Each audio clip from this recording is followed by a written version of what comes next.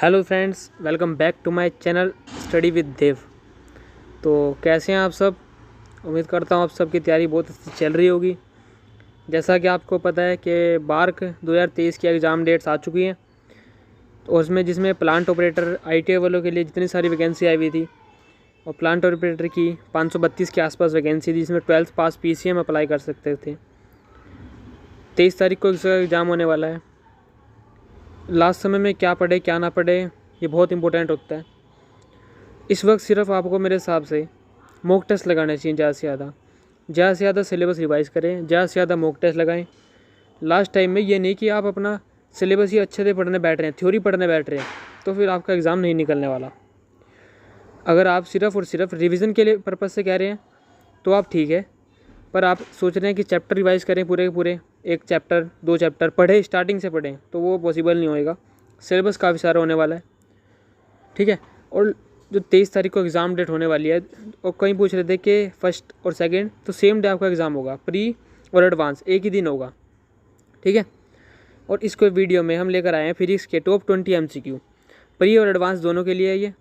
तो इस वीडियो को पूरा एंड तक देखना। मैं काफ़ी लोग देखता हूँ यार, वीडियो को एंड तक ही नहीं देखते, स्किप मार मार के देखते हैं और बंद कर देते हैं फिर। तो वीडियो को पूरा एंड तक देखें। और ये 20 क्वेश्चन है ना, ये उसी लेवल को, बार के लेवल को देखते हुए बनाए हुए हैं। तो इसको एक बार ट्राई करना आप, कि खुद से ट्राई करना। कुछ MCQ है इसके अंदर, वो कुछ न्यूमेरिकल टाइप क्वेश्चन हैं, ठीक है। एक बार खुद कॉपी पेन से ट्राई करना। अगर आप लगा पा रहे हैं तो फिर आपकी तैयारी कुछ हद तक अच्छी है। और रिवाइज़ करें ज़्यादा से ज़्यादा। स्टार्ट करते हैं वीडियो को बिना किसी देरी के। Question number 1, which of the following is not a physical quantity. इनमें से कौन सी फिजिकल क्वांटिटी नहीं है। लेंथ, टाइम, इलेक्ट्रिक करंट या फिर किलोग्राम। तो इसका आंसर क्या हो जाएगा। तो फिजिकल क्वांटिटी रहती हैं, वो आपको पता होगा 7 होती हैं टोटल। जैसे कि यहाँ पे सब के सब लिखे हुए हैं। Length, time, amount of substance, electric current, temperature, luminous intensity and mass. तो यहाँ पर आंसर क्या बन जाएगा। Option number 4 kilogram. तो यहाँ पर अगर हम देखें, तो अगर हम यहाँ पर लेंथ का देखें तो लेंथ फिजिकल क्वांटिटी है। लेंथ को हम किसमें, मीटर में नापते हैं, ठीक है। टाइम फिजिकल क्वांटिटी है, इसको करते हैं सेकंड्स में। Amount of substance, electric current की यूनिट क्या हो जाएगी, एम्पियर। टेम्परेचर की क्या हो जाएगी, केल्विन। लुमिनस इंटेंसिटी क्या होती है, कैंडेला, CD। और मास की तो आपको बताइए किलोग्राम, जो कि kg हो जाएगी। और अमाउंट ऑफ सब्सटेंस की यूनिट रहती है मोल। ये सारी की सारी हमने यूनिट्स एक बार रिवाइज कर ली। ये क्लास 11th चैप्टर नंबर 2 में शायद से है, 1 या 2 में ही है। तो चलते हैं क्वेश्चन नंबर नेक्स्ट की तरफ। Question number 2, the electrostatic force between two equal charges placed at a separation of 4 metre is 40 newton. Find the magnitude of two charge particles. तो ये हमारा क्वेश्चन है। इसमें हमको फोर्स दिया हुआ है, ठीक है। फोर्स कितना है, 40, ठीक है जी। और यहाँ पर हमें निकालना क्या है, मैग्नीट्यूड निकालना है चार्ज पार्टिकल्स का। तो यहाँ पर फॉर्मूला अगर हम लगाएं, F बराबर होता है K Q1 Q2 upon R²। K F की जगह रख देंगे 40, K होता है कांस्टेंट, इलेक्ट्रोस्टैटिक कांस्टेंट, और उसकी वैल्यू क्या होती है 9×10⁹, और Q यहाँ पर इक्वल बोला गया है। तो यहाँ पर हम Q × Q हो जाएगा Q² अपॉन R कितना है 4, उसका स्क्वायर करेंगे तो 16। यहाँ पर कैलकुलेशन करते हैं, कितना हो जाएगा 640। इधर मल्टीप्लाई करने के बाद 9×10⁹ इंटू Q²। तो यहाँ से Q² क्या आ जाएगा हमारे पास 640 अपॉन 9×10⁹, ठीक है। अब यहाँ से ये डायरेक्ट अगर हम कर लें तो ऊपर 10⁻⁻8 बन जाएगा। तो 664 अपॉन 9×10⁻⁻8, ठीक है। अगर इसका स्क्वायर रूट लें, Q² है ना, तो इसका अगर Q निकालना है तो स्क्वायर रूट आएगा, कितना आएगा 8/3 इंटू 10⁻⁻4। होप आप सबको समझ में आ गया होगा। लेकिन जो आंसर है हमारा वो है माइक्रो कूलम में। तो इसको माइक्रो कूलम में चेंज कर लेते हैं यहाँ पर। तो हमारा आंसर आया था 8/3 इंटू 10⁻⁻⁴। अब आपको पता होगा कि 1 माइक्रो कूलम्ब बराबर होता है 10⁻⁻6 कूलम्ब। तो अगर हमें इसे माइक्रो कूलम्ब में चेंज करना है तो इसे हम 10⁻⁻6 से डिवाइड कर देंगे। तो यहाँ पर 10⁻⁻6 से डिवाइड करने के बाद 8/3 into 10⁻² which is equal to 800/3 micro coulomb. Option number 2 clear. ये हमारा question number 2 complete. Question number 3, surface tension is due to. Surface tension आपको पता ही होगा, एक ऐसी फोर्स, एक ऐसा आप जिस रह सकता है जिसमें मिनिमम सरफेस एरिया हम एक्वायर करना चाहते हैं।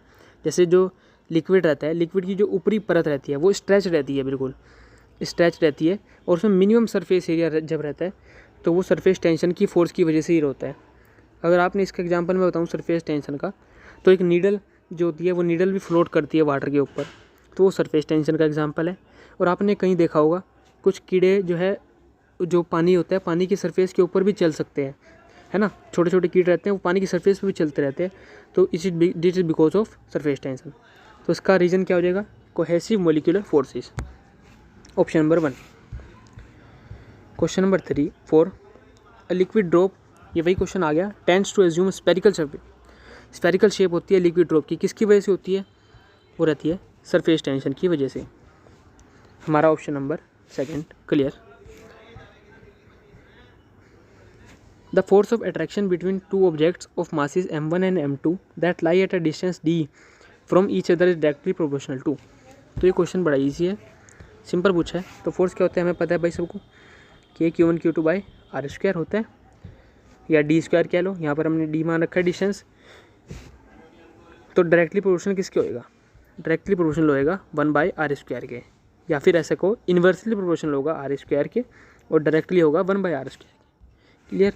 Question number 6, what happens to the drift velocity of electrons if the cross section area of a current carrying wire is increase, keep all the other parameters constant. तो यहाँ पर हमारा जो drift velocity होता है, ड्रिफ्ट वेलोसिटी आपको पता होगा, जो जैसे मान लो अगर एक कंडक्टर है, ठीक है, ये मैंने मान लिया, ठीक है, ये कंडक्टर है और यहाँ पर एक बैटरी लगी हुई है और यहाँ पर ये पॉजिटिव और नेगेटिव, ये करंट फ्लो कर रहा है इसमें, ठीक है।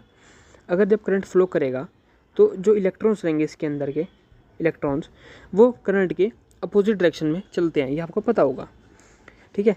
इलेक्ट्रॉन्स जो हैं करंट के अपोजिट डायरेक्शन में चलते हैं, तो वो जिस स्पीड से चलते हैं इलेक्ट्रॉन्स उसी को हम बोलते हैं ड्रिफ्ट वेलोसिटी ऑफ इलेक्ट्रॉन्स, ठीक है ना। और उसका फॉर्मूला आपको बताऊं तो आई होता है VENA। यहाँ पे V क्या है, ये ड्रिफ्ट वेलोसिटी है, यही हमने फॉर्मूला अगर हम निकालें तो I/ENA हो जाएगा। क्वेश्चन में क्या गया है, क्वेश्चन में कहा है क्रॉस सेक्शन एरिया जो कि A है उसको इंक्रीज़ कर दें, बढ़ा दें, और बाकी सब पैरामीटर्स कांस्टेंट रखें, यानी I/E/N और सब कुछ कांस्टेंट रखने के बाद A को हमने इंक्रीज़ कर दिया, तो VD पे क्या फ़र्क पड़ेगा, यानी ड्रिफ्ट वेलोसिटी, तो इसको बढ़ा देंगे तो ये घट जाएगा, simple decrease. Option number 1 clear. Which of the following is a vector quantity. तो यहाँ पर मास, स्पीड, लेंथ, तो कॉमन सी बात है इम्पल्सिव वेक्टर क्वांटिटी यहाँ पर है। Option number 4। The linear momentum of a particle is P। अच्छा ठीक है, यहाँ पर हमें लीनियर मोमेंटम दिया गया है, एक टाइम का फंक्शन दिया गया है, P बराबर AT प्लस BT स्क्वायर, ये 2 नहीं है स्क्वायर है। फोर्स निकालनी है T बराबर 0 सेकेंड, तो आपको पता है फोर्स होता है dP/dt होता है। अब इसको जो P है फंक्शन टाइम का, इसको हम डिफ्रेंशिएट कर देंगे T के रेस्पेक्ट में, तो T के रेस्पेक्ट में डिफ्रेंशिएशन करें इसका, तो A आ जाएगा यहाँ पर प्लस B बाहर, और 2T स्क्वायर का हो जाएगा 2T, तो यहाँ पर लिख दूँ मैं 2BT डायरेक्ट, ये आ गया हमारे पास डिफ्रेंशिएशन। अब हमें निकालना है T बराबर 0 सेकेंड पे, तो T की जगह रख देंगे 0, तो A प्लस ये 0 हो जाएगा, तो कितना आ गया, A हमारा आंसर आ गया। Option number 3। Question number 9, which of the flowing electromagnetic wave has maximum frequency. तो ये आपको डायरेक्ट याद रखना होगा, इसका आंसर है gamma rays. Radio waves, X rays, gamma rays या विजिबल रेज। मैक्सिमम फ्रीक्वेंसी, सबसे ज़्यादा फ्रीक्वेंसी दोस्तों होती हैं गामा रेज की। Question number 10, which of the following statements is correct regarding the magnetic field inside a current carrying solenoid. तो यहाँ पर क्वेश्चन करंट कैरिंग सोलेनोइड से लिया गया है। तो सोलेनोइड आपको पता है कुछ इस तरह से रहता है डिज़ाइन, है ना। ये सोलेनोइड टाइप ऐसा बना है, ऐसा ही मान लो सोलेनोइड, ठीक है। ये इस तरह से सोलेनोइड का डिज़ाइन रहता है, ऐसे गोल गोल गोल गोल गोल गोल गोल ऐसे हमने करा होगा क्लास 12 में। तो ये सब मेरे डायग्राम इतना अच्छा मैंने फिर भी। तो क्वेश्चन मेन बात क्या है, क्वेश्चन में क्या है, हमें 4 ऑप्शन दिए गए हैं, उसमें बताना है करेक्ट कौन सा है, ठीक है। तो इसके अंदर की जो मैग्नेटिक फील्ड होती है उसका फॉर्मूला क्या होता है, ये B बराबर म्यू नॉट NI, ये आपने ध्यान रखना है, ठीक है। अब हमें पूछा गया है magnetic field inside the solenoid 0, नहीं, गलत है ये option. Magnetic field inside the solenoid is uniform at all the points, बिल्कुल हर एक पॉइंट पे यूनिफॉर्म होती है। The magnetic field inside the solenoid increases as we move towards the ends, मतलब अगर एंड्स की तरफ जाते हैं तो इंक्रीज करती है, नहीं जी गलत है। The magnetic field inside the solenoid decrease, ये भी गलत। तो ऑप्शन नंबर बी यहाँ पे करेक्ट आंसर। तो फिजिक्स में अगर आपने अच्छे मार्क्स निकालने तो सारे फॉर्मूले को एक बार रिवाइज कर लें क्लास 11-12 के। क्वेश्चन नंबर अगला 12, the distance between the plates of a parallel plate capacitor is increased then the capacitor will, ठीक है। तो यहाँ पर एक हमें पता है जो कैपेसिटर उसका पैरेलल प्लेट कैपेसिटर का फॉर्मूला होता है वो होता है एप्सिलॉन नॉट A/D। ये होता है A है यहाँ पर क्रॉस सेक्शनल एरिया और D is the distance between the parallel plate capacitor, ठीक है। तो यहाँ पर पूछा गया है डिस्टेंस इन्होंने कर दिया है इंक्रीज, ठीक है। डिस्टेंस इंक्रीज कर देंगे तो कैपेसिटेंस क्या हो जाएगी, डिक्रीज। तो यहाँ पर ऑप्शन नंबर 3। तो the angle between 2 vectors A and B, ये तो बिल्कुल ही आसान क्वेश्चन है, इसका फॉर्मूला आप कमेंट बॉक्स में बताएं कैसे निकालना है A और B का एंगल। ये मैथ में भी आता है और फिजिक्स में भी, बड़ा ही आसान फॉर्मूला है, कमेंट सेक्शन में बताना। Find the centre of mass of 3 masses, 3 मास हैं 2 kg 1 kg 2 kg, उनके प्लेसमेंट दे रखे हैं, एक है 2,1 -1,2 एंड 0,4। हमें सेंटर ऑफ मास निकालना है। तो यहाँ पर सेंटर ऑफ मास का फॉर्मूला हमें यहाँ पता होना चाहिए। सेंटर ऑफ मास का फॉर्मूला यानी कि ये मैं एक्स कोऑर्डिनेट निकाल रहा हूँ, x coordinate of centre of mass होता है m1 x1 plus m2 x2 plus m3 x3 upon m1 plus m2 plus m3, ठीक है।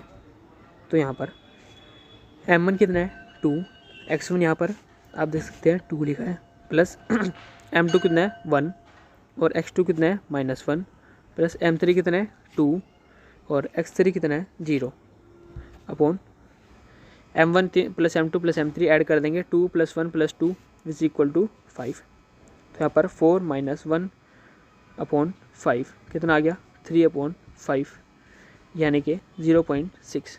तो ऑप्शन 3 मैच कर रहा है। फिर भी आप एक बार y कोऑर्डिनेट चेक करके ऑप्शन नंबर 3 लगा सकते हैं। चलते हैं नेक्स्ट क्वेश्चन की तरफ। The length of simple pendulum is increase then the time period will. तो यहाँ पर सिंपल पेंडुलम का फॉर्मूला जो होता है टाइम पीरियड का, time period of simple pendulum होता है 2π/L/G, ये आपको पता होना चाहिए। अब लेंथ इन्होंने क्या करा है इंक्रीज़ कर दिया, तो टाइम पीरियड भी कॉमन सी बात है इंक्रीज़ हो जाएगा। The work done of moving a charge particle of -5 coulomb in an electric field is 100 joule, ठीक है। तो यहाँ पर हमें फॉर्मूला, सिंपल फॉर्मूला सारे फॉर्मूला क्वेश्चन है, V = होता है W/Q, पोटेंशियल डिफरेंस निकालना है। वर्क डन कितना दे रखा हमें 100 और Q यानी चार्ज कितना दे रखा -5, तो कितना आ जाएगा -20 volt. Option number B. Question number 17, what is the value of unknown resistance when connected with 8 ohm in parallel combination to give the equivalent resistance 3 ohm, ठीक है। तो यहाँ पर हमें फॉर्मूला पता है, जब पैरेलल रेजिस्टेंस का नेट रेजिस्टेंस निकालते हैं तो 1/R होता है 1/R1 plus 1/R2, 1/R net resistance कितना आ रखा है 3 ओम, ठीक है। 1/R1 कितना है 8, हमें R2 निकालना है, इसे मैं x मान लेता हूँ। तो यहाँ पर 1/x कितना आ जाएगा 1/3 - 1/8, तो कितना आ गया 24। तो 8 - 3 विच इज़ इक्वल टू 5/24। ये आ गया 1/x। तो यहाँ से x कितना आ जाएगा 24/5 ओम। ठीक है, option number B. Question number 18, property of converging lens is. क्या कन्वर्जिंग लेंस की प्रॉपर्टी क्या होती है? ये कन्वर्ज करता है एक जगह पर, या फिर डाइवर्ज करता है, या कोई लेंस कन्वर्जिंग होता ही नहीं है, या नन ऑफ दिस। तो ऑप्शन इसका 1 करेक्ट हो जाएगा। कन्वर्जिंग लेंस जो है एक पॉइंट पे साइड ए को कन्वर्ज करता है, जैसे इस तरह से एक पॉइंट पे कन्वर्ज करना ही कन्वर्जिंग लेंस है। और इसी पॉइंट से अगर हम रेज डाइवर्ट होती हैं उसे डाइवर्जिंग लेंस बोलते हैं। ठीक है, अब आप मुझे बताएं कि कन्वेक्स और कनकेव लेंस में से कौन सा लेंस कन्वर्जिंग है और कौन सा लेंस डाइवर्जिंग है। The equations of two waves, ठीक है, दो वेव्स दे रखी, उनकी इक्वेशन है 20 sin 4πt + π/4 एंड और y2 हमें दे रखा है 20 sin 4πt + π/3। तो इसका फेस डिफरेंस हमें निकालना है, फाई निकालना है। तो कॉमन सी बात है, इसमें से ये वाला फेस, क्योंकि बाकी सारी चीज़ सेम है तो डायरेक्ट हम माइनस कर सकते हैं। π/3 - π/4, तो एलसीएम ले लिया हमने, तो 4π - 3π which is equal to π/12। Option number 3 match कर रहा है। Last question, what is the force between two spheres of charges 12 × 10⁻⁸ आइए 12 × 10⁻⁸ एंड 10 × 10⁻⁸। सेपरेशन दे रखा 25। तो ये बिल्कुल क्वेश्चन है आसान, फॉर्मूला बेस्ड, एक बार ट्राई करना। तो यहाँ पर क्या क्या लग देंगे 9 × 10⁻9, Q1 दे रखा है, Q2 दे रखा है, R दे रखा है, फोर्स हमारी निकल के आ जाएगी, ये हमारे पास आंसर आ जाएगा। ठीक है, तो इस वीडियो में इतना ही था, मिलते हैं फिर नेक्स्ट वीडियो में। तब तक के लिए मुक लगाते रहें और सिलेबस को रिवाइज करते रहें। All the very best, bye bye.